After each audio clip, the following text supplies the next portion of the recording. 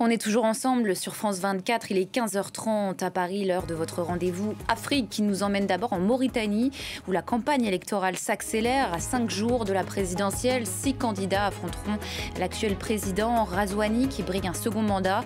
Au cœur des préoccupations, la situation sécuritaire qui inquiète. Le chef de l'État appelle notamment les pays d'Afrique de l'Ouest à s'allier face au djihadisme. Écoutez.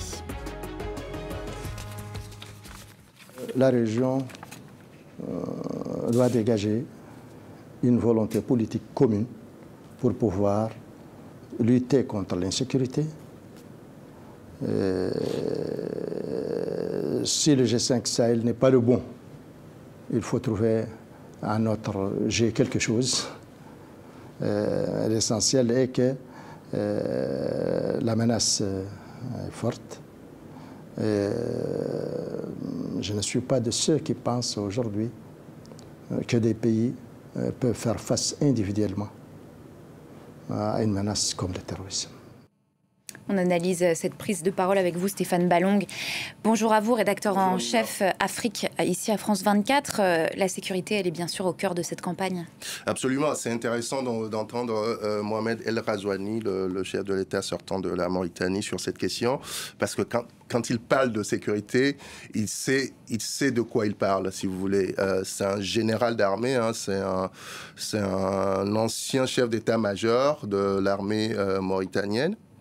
Il a été, avant de devenir président, ministre de la Défense. Donc, de ce point de vue, il comprend ou il mesure l'importance de cette thématique au cœur de cette campagne. Il la mesure d'autant plus que il sait que pour obtenir un vote massif, en tout cas c'est ce qu'on dit dans son entourage, de ses concitoyens, il doit continuer à garantir la sécurité dans un pays qui n'a pas connu d'attaque djihadiste depuis 2011. Alors qu'on est dans une région où on a fait face, on a vu une très forte poussée djihadiste ces dernières années. C'est d'ailleurs pour toutes ces raisons que l'administration actuelle en Mauritanie est très vigilante ou suit de près tout ce qui se passe le long de la frontière avec le Mali, si vous voulez. Et il y a eu dans cette région quelques accrochages. On a reproché à l'armée malienne et à ses supplétifs russes d'avoir commis des exactions sur des citoyens, des Mauritaniens civils. Dans ce contexte-là, Razouani, le président sortant donc, et son administration ont usé, j'allais dire, de fermeté, d'un ton ferme, pour à la fois montrer aux électeurs, donc aux Mauritaniens, que c'est un sujet qu'ils prennent très au sérieux et que, d'une certaine façon, la situation est sous contrôle. Dans le même temps, et là, ça rejoint le propos qu'on vient d'entendre, il a maintenu le dialogue avec les autorités maliennes. Et ça s'inscrit là dans cette volonté de dire qu'il faut une démarche régionale pour lutter contre le djihadisme. Vous le savez, le Mali, le Burkina et le Niger ont quitté ce qu'on appelait le G5 Sahel.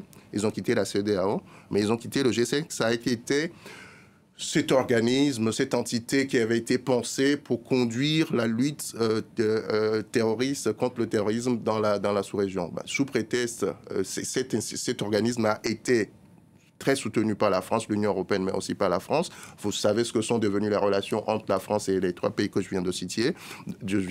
Donc, dans ce contexte, le G5 qui n'a jamais d'ailleurs vraiment fonctionné, n'avait plus raison d'être. Donc, la Mauritanie et le Tchad, qui faisaient aussi partie de cette organisation, ont acté la disparition du G5 Sahel. C'est ce qu'il est en train de dire. Et maintenant, il faut réfléchir à quelque chose qui permette aux Maliens, aux Burkinabés, aux Nigériens de s'y retrouver et ensuite de mener ensemble cette lutte-là. La sécurité, priorité numéro 1 donc de cette campagne, mais il y a aussi les questions économiques et sociales. Absolument. J'étais à Nouakchott en novembre dernier, et quand vous allez dans ce pays, ce que l'on reproche, si vous voulez, au premier mandat de Razouani, parce qu'il a déjà effectué un premier mandat de 5 ans, c'est d'avoir consacré beaucoup de temps à asseoir son autorité, son pouvoir. Vous le savez, il a succédé à Mohamed Abdelaziz, qui était son prédécesseur, qui l'a soutenu d'ailleurs, hein, grâce auquel il est arrivé au pouvoir.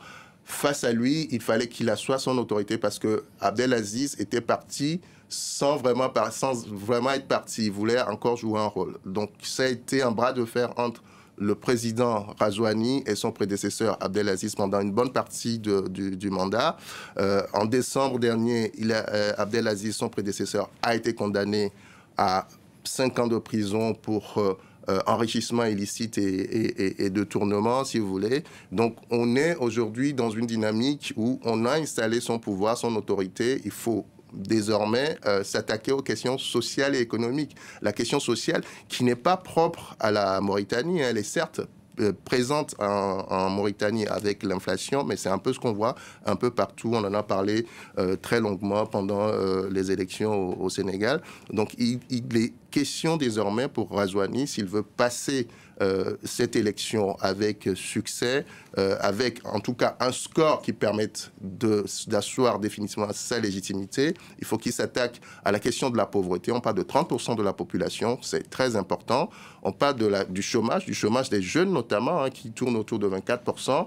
Il faut savoir qu'on est dans un pays où les jeunes, les moins de 25 ans, représentent 60% de la population.